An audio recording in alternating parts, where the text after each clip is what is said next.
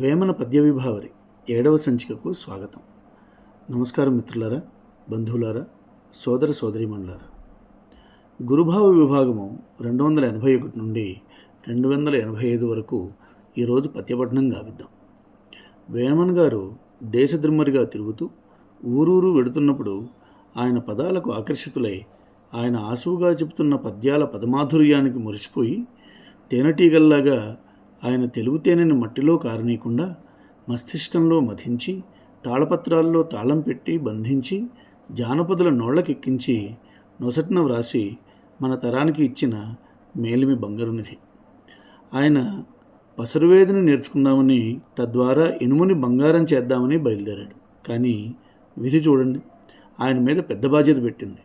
ఆయనను పద్యవేదిని చేసి మన బుద్ధిని మెరుగుపెట్టే వేదాంత నిధిని తెలుగు ప్రజలకు అందజేసేలా చేసింది.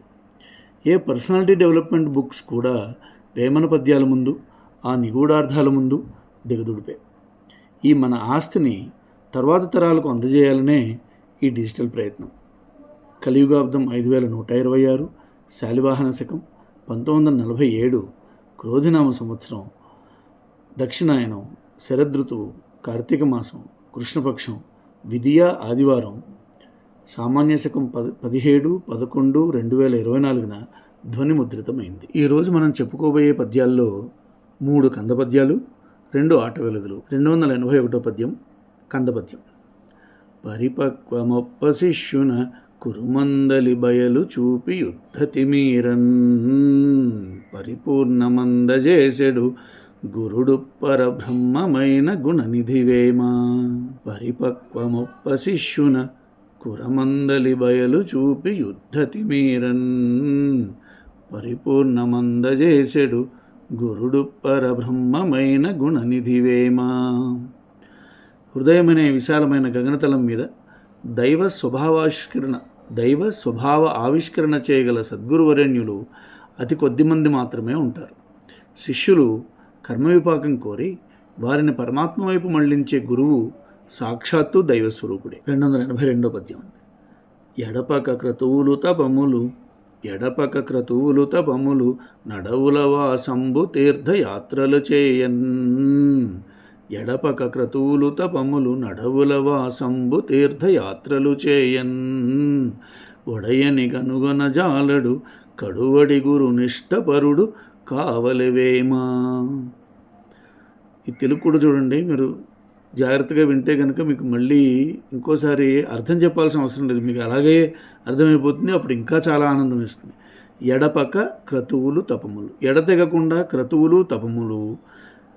ఎడపక క్రతువులు తపములు అడవుల వాసంబు అంటే అరణ్యాల్లో తిరగటం, అక్కడ ఏమైనా ఇది గుళ్ళు గోపురాలు తిరగడం, లేదా తీర్థయాత్రలు చేయన్. ఒడయని కనుగొనజాలడు, ఒడయో అంటే దేవుడు, కడువడి గురు నిష్టపరుడు కావలివేమా. సద్గురుడు మంచి గురువు దొరికితే, ఆ గురువు పట్ల నిష్ట ఉంటే ఇవన్నీ ఏం చేయాల్సిన అవసరం లేదు.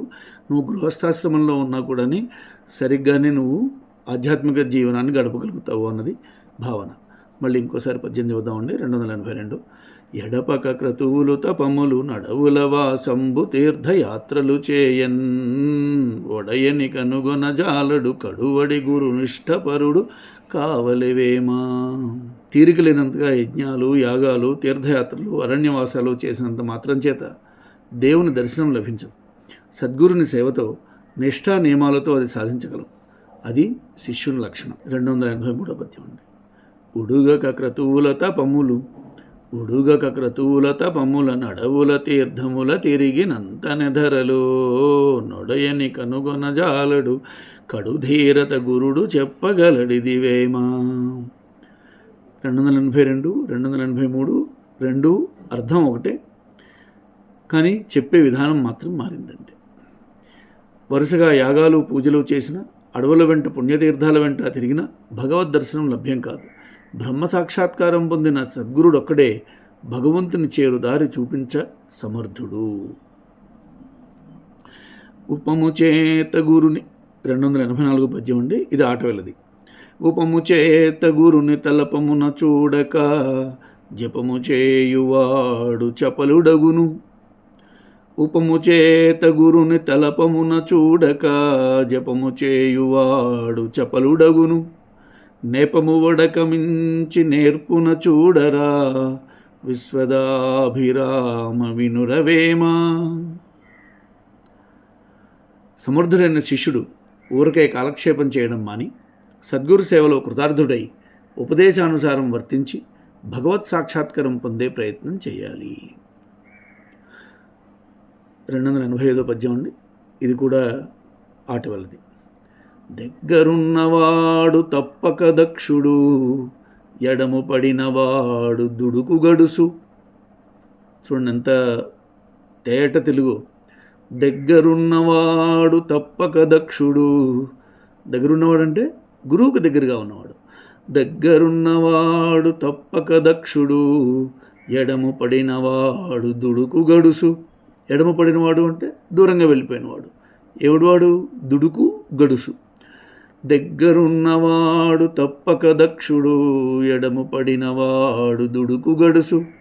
అనుసరించువాడు కయ్యడు కార్యముల్, విశ్వదాభిరామ వినురవేమా. ఇతరుల సహాయం లేనిదే ఎంతటి నేర్పరులకైనా పనులు జరగవు. కార్యార్థి ఇతరులకు దూరంగా ఉండరాదు. ఆశ్రయిస్తే కొన్ని పనులు జరగగలవు. అదే తీరున సద్గురువుని సేవించి దైవస్వరూప సాధన పొందగలము.